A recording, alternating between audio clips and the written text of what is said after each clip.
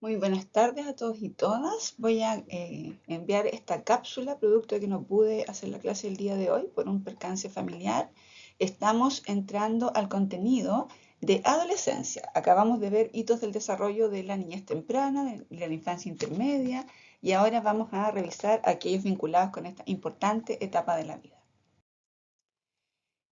Continuando con la línea de la vida, ¿qué cambios son más recordados en esta etapa adolescente para todos nosotros? Seguramente algunos de esos cambios son de carácter físico, la pubertad, ¿no es cierto? Los cambios relacionados con la sexualidad, el estiramiento, el crecimiento, cambios en la consecución de la regla, la menarquia en el caso de las mujeres. Otros son cambios más psicológicos, como por ejemplo tener una tendencia a la discusión o un punto de vista personal, el pensamiento abstracto. Hay cambios también de carácter moral y cambios socioemocionales. Los amigos, por ejemplo, se vuelven importantes en esta etapa de la vida y empezamos a darle más preponderancia a ellos en lugar de otros adultos significativos de etapas previas. Principales desafíos, ¿no es cierto? Conocerse a sí mismo, que también están de la mano de los principales logros. Alcanzar la madurez sexual y reproductiva, tener un adecuado crecimiento y desarrollo físico, alcanzar los mejores índices en cada una de estas dimensiones. Voy a apagar la camarita para que no entorpezca las imágenes. No entorpece de igual manera las imágenes. La palabra adolescencia deriva del latín adolescens, que significa joven, y adolecer, que significa crecer. Es una etapa entonces de intenso crecimiento y de transformación de un niño a un adulto. En la dimensión tanto física como cognitiva, que las estamos viendo agrupadas en este momento, tenemos como características generales pensamiento más abstracto e idealista. ¿Ya? Este es un logro de esta etapa que no se había presentado en etapas anteriores, donde habíamos transitado por un pensamiento sensorial y motor, pre-pensamiento básicamente, a través de los órganos de los sentidos y de los movimientos. Una etapa de preoperacional donde el incentivo principal es el crecimiento del lenguaje, una etapa de operaciones concretas donde empezamos a usar el razonamiento en la infancia, ¿no es cierto?, pero asociado a objetos tangibles y presenciables, ¿no es cierto?, perceptibles. Y ahora vamos al pensamiento abstracto que ya no requiere de esa presencia directa y percepción directa de los estímulos, sino que podemos razonar en términos de ideas. Por otro lado, la exploración sexual, un fuerte énfasis en la sexualidad humana porque en los niños se convierten en su versión adulta con madurez reproductiva, y aquí hay toda una dimensión hormonal, ¿no es cierto? Y cambios físicos importantes en la capacidad de reproducción. Y la preocupación física por los cambios biológicos que son intensos en poco tiempo. Ya después de haber tenido hartos cambios biológicos en la primera infancia, en la segunda infancia el crecimiento es más lento, paulatino, pero ya en la pubertad y en la adolescencia hay un estirón físico, ¿no es cierto?, de los músculos, de las extremidades, y hay un cambio en las proporciones del cuerpo, en la genitalidad, en los caracteres sexuales secundarios, en el pelo, en la piel, en el tono de voz, y etcétera, etcétera. Por lo tanto, toda esta revolución define uno de los logros más importantes de la adolescencia, que es la identidad. Se denomina por Stanley Hall como una etapa turbulenta. Los adolescentes superan mejor esta etapa que antes. Cada vez, digamos, el desafío de la adolescencia ha sido siempre intenso. Los adolescentes tienen ideas positivas de sí mismos, decía Daniel Hofer. Nosotros podemos contrastar con estas ideas con lo que nosotros percibimos de nuestros adolescentes. Los adolescentes de cualquier generación han parecido radicales, desconcertantes y diferentes a los adultos. Hay una transición entre el pensamiento del niño hacia el adolescente y una oposición todavía al pensamiento adulto, pero se está lidiando en paralelo a la creencia de que los adolescentes pueden ser rebeldes, ¿no es cierto?, radicales, contestatarios. a una generación que está experimentando muchas alteraciones de su salud mental en términos de tristeza, desesperanza, sentimientos de soledad, etc. Así que aquí hay nuevas investigaciones que contrastan un poco con esta idea. Y en la adolescencia se dan las oportunidades de convertirse en adultos competentes. La pubertad, que es la primera parte, ¿no es cierto?, es la señal más evidente, empieza a los 11, 12 años, con ciertas características: rápida madurez física, cambios hormonales y corporales que tienen lugar durante la adolescencia temprana. Se ve afectado por características del entorno, por ejemplo, la calidad de la nutrición, de las condiciones sanitarias. Una buena nutrición va a generar cambios físicos, ¿no es cierto?, en mayor altura, por ejemplo, el peso corporal también más saludable, más estabilidad. Las condiciones sociosanitarias también, el acceso a la salud, va a favorecer a adolescentes más sanos, que este estado de salud le va a acompañar el resto de la vida. Ya va a ser importante tanto en la salud física como mental. Fin de la pubertad está dado por la menarquia y los sueños húmedos en los varones, el inicio de la primera regla, que son los indicadores de que existe madurez reproductiva, no necesariamente madurez psíquica reproductiva, sino que fisiológica. La masa corporal se incrementa, ¿no es cierto?, y paulatinamente se va estabilizando el aceleramiento, el crecimiento acelerado que hay en la adolescencia. Los varones tienden a crecer por más altos, ¿no es cierto?, y también por más tiempo que las mujeres en general. Los varones sobre los 21 años, las mujeres hasta los 18, y estos cambios se van a ver afectados por factores genéticos, por ejemplo, la estatura, la salud, etc. Dentro de los cambios hormonales, el sistema endocrino, ¿no es cierto?, interactúa con el hipotálamo, la glándula pituitaria y las gónadas. Aparece la testosterona fuertemente en los varones, siendo responsable del desarrollo genital, el aumento de la estatura, el cambio de voz, los pelos en el cuerpo, el cambio, la mandíbula, el ancho de espalda, etc. El estradiol en las mujeres es responsable de la forma física femenina, del desarrollo de las mamas, del útero, del sistema óseo.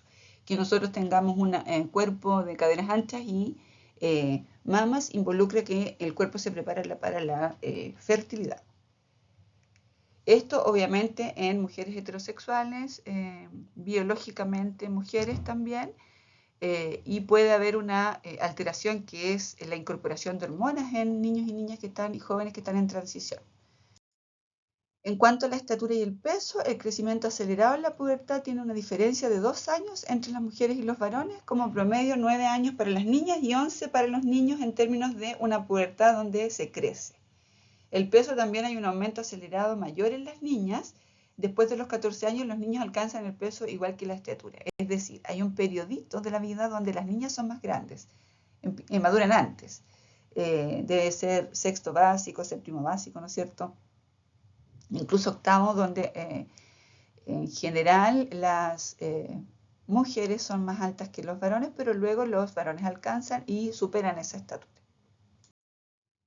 La madurez sexual en el desarrollo del varón se produce en el siguiente orden. Primero aumenta el tamaño del pene, testículos, aparición del vello púbico, pequeños cambios en la voz, primera eyaculación, masturbación, conducta masturbatoria o sueños eróticos, aparición del vello púbico secundario o rizado, etapa de máximo crecimiento físico, cambios en los pelos en las axilas, cambios en la voz más evidente y crecimiento en el vello facial, bigote, barba, ¿no es cierto? Primero también bastante lacio y posteriormente con mayor fortaleza. En cambio, en la mujer se produce en el siguiente orden. Aparecen los botones mamarios, ¿no es cierto? El aumento de las mamas, vello púbico, pelo en las axilas, crecimiento y ensanchamiento de caderas y primera menstruación, que originalmente es mediante ciclos irregulares.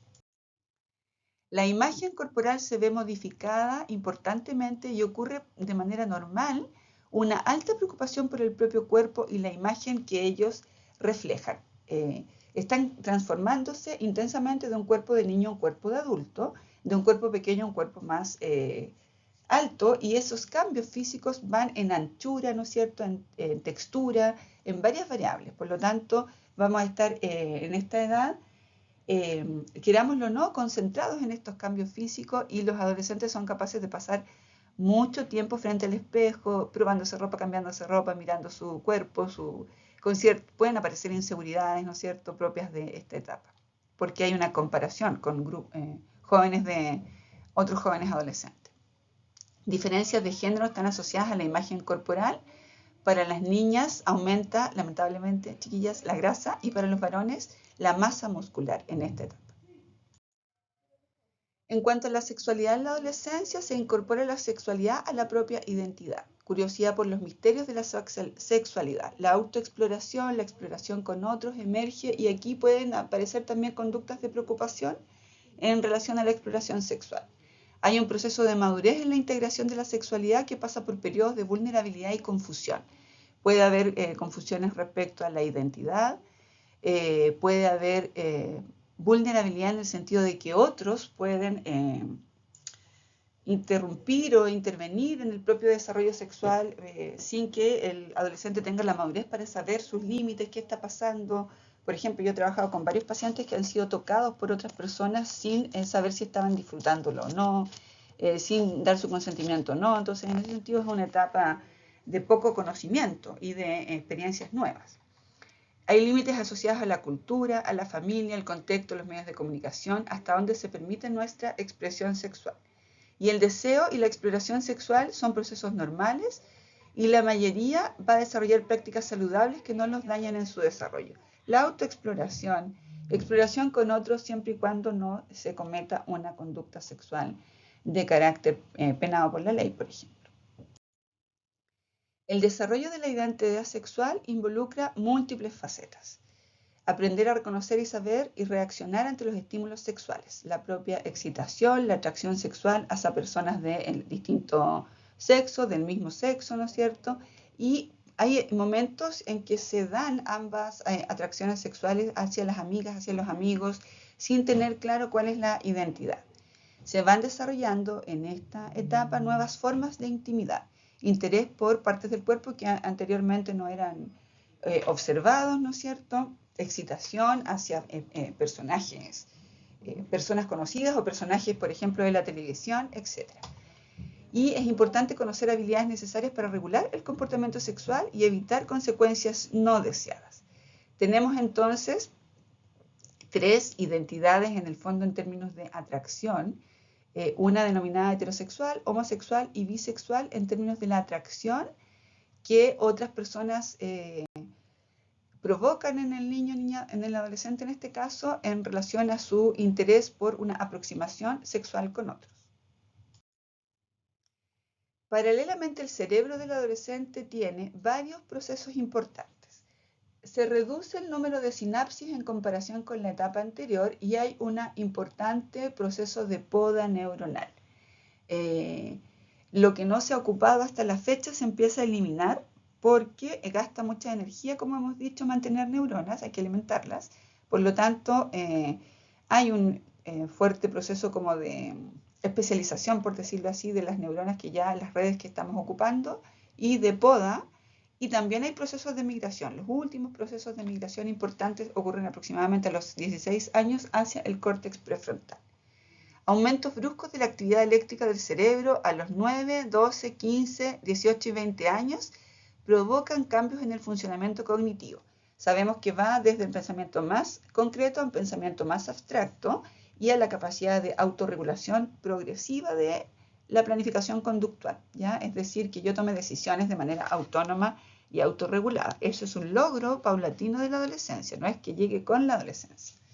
Se incrementa la actividad neuronal que utiliza dopamina y la actividad de la serotonina,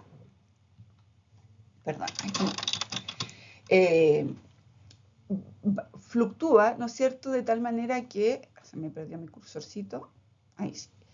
Esto podría explicar eventualmente la emergencia de la esquizofrenia en la adolescencia. Ya no me voy a detener tanto acá porque es un dato nomás de que en varias alteraciones de la salud mental de carácter más psiquiátrico, ¿no es cierto?, surgen en la adolescencia producto de esta organización cerebral.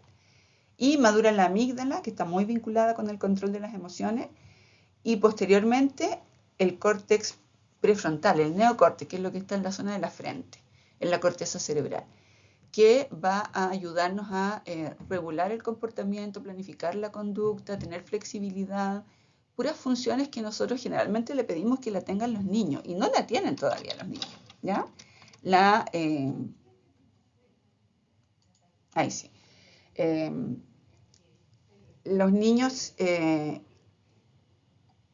no pueden regular desde su maduración cortical su conducta, son más bien emocionales. Paulatinamente en la adolescencia, tras una poda importante y una migración importante de neuronas hacia la corteza prefrontal, empieza a desarrollarse como último proceso grueso, digamos, importante en nuestro cerebro, la maduración de esta zona cortical que regula el comportamiento, las denominadas funciones ejecutivas.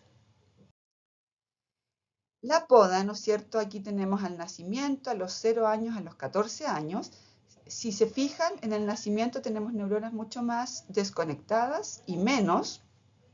Hay una importante producción el primer año de vida y a los 14 se ven menos porque tenemos que eliminar aquellas que no estemos ocupando y que van a generar gasto energético innecesario.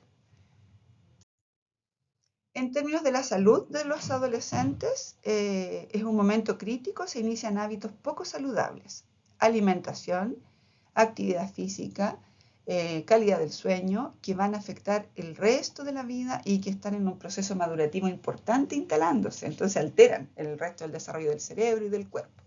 Hay comportamientos peligrosos como, por ejemplo, baja evaluación de los riesgos, conductas adictivas, sexualidad irresponsable, que es propio de la impulsividad de esta etapa, el bajo control cortical, la baja experiencia y las nuevas oportunidades de comportamiento adulto. Hay oportunidades, pero no la madurez todavía para procesar y planificar la conducta. Por lo tanto, hay harta conducta de riesgo y además un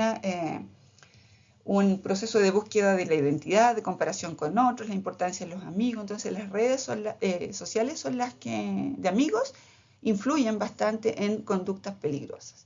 Y aquí hay accidentes, homicidios y suicidios como causas de fallecimiento. El más importante son accidentes automovilísticos, accidentes en conductas de riesgo, las muertes por homicidio y las muertes por suicidio, lamentablemente. En relación al deporte, la competencia deportiva tiene una influencia indirecta sobre la salud, actuando como variable mediadora. Todos los adolescentes tienen, esta es la mejor etapa en la vida para realizar deporte y ejercicio físico, y tiene un factor protector importante en la salud física y mental. Entonces, junto con otras variables que influyen, el deporte sería un factor protector de nuestra salud. ¿Qué ocurre entonces en la adolescencia en relación al pensamiento? Alcanzamos la etapa de las operaciones formales. Para Piaget, esta sería la última etapa y que nos acompañaría hasta la vida adulta.